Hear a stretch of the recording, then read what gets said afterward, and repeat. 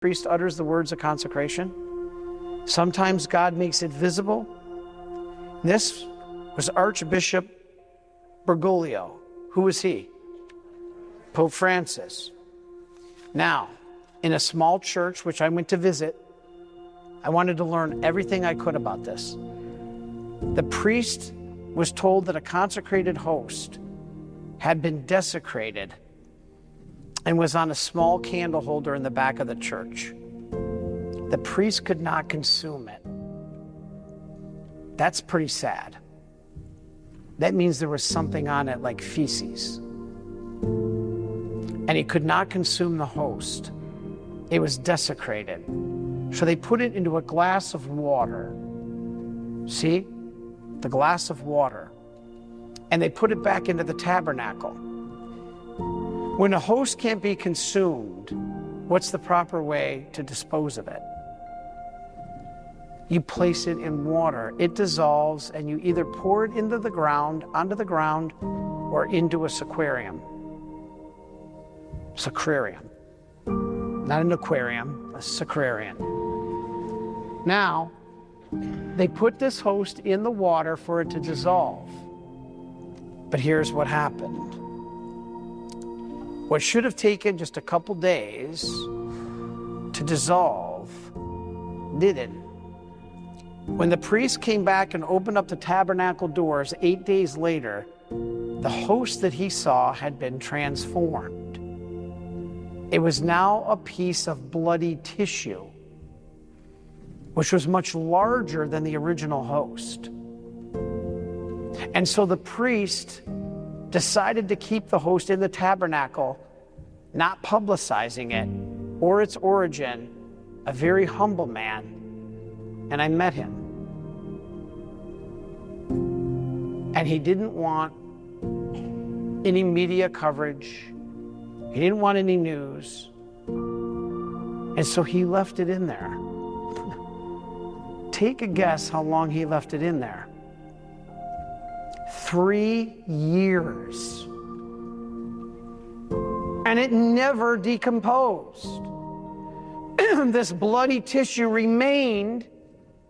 Bread can't last 3 years in water. And so the bloody tissue never decomposed. No special attempt was made to save it.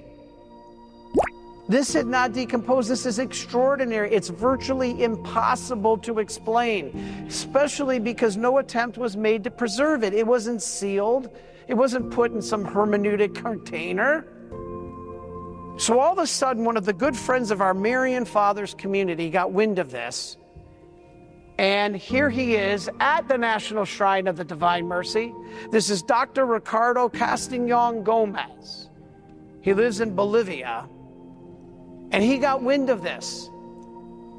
He is a neurological surgeon or a neurosurgeon and a cardiologist, a heart doctor. And he got wind of this, and he went and he got the bloody tissue. So he took a sample of the bloody tissue fragment and he sent it to New York City.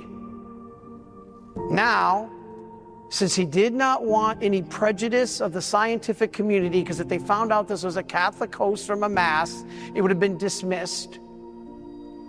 And he knew that they would examine it in New York, the tissue, and he did not want to reveal its source.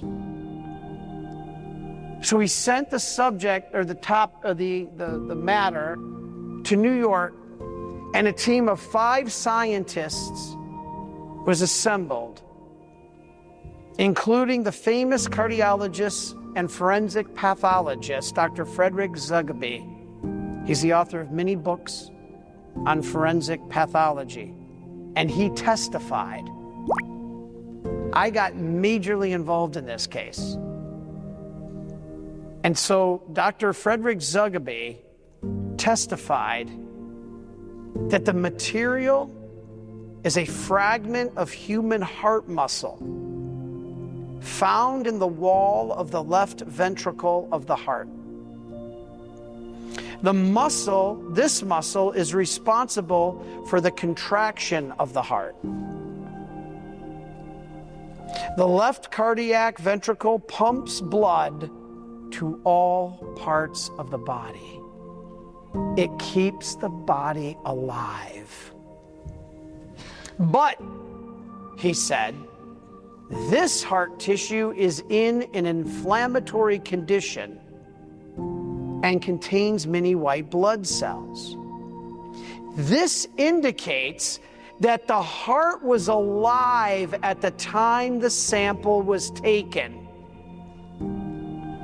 They said, we have a murder.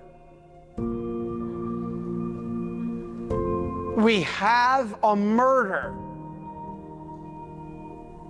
So now there's chaos. Dr. Castignon's questioned. They assembled a team of scientists to verify, and re-verify.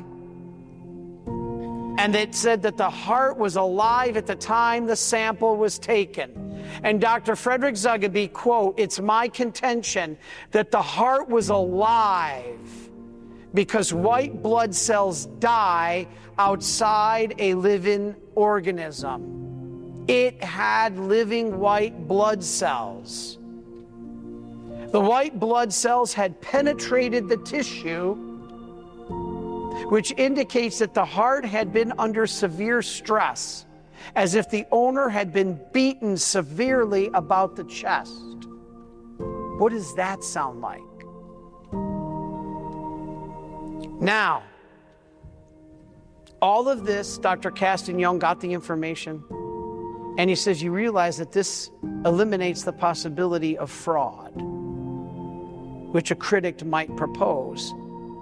For it cannot be thought that the official, this little man at the church, this little priest, had authorized the torture and death of a male with AB blood type, the same on the Shroud of Turin and all the other Eucharistic miracles, had opened his chest while he was still alive after torturing him and removing the tissue from his beating heart.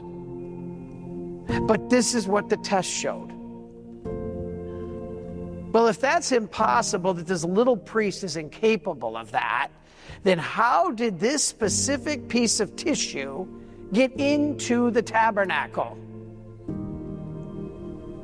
Now we have a chaos, as I said.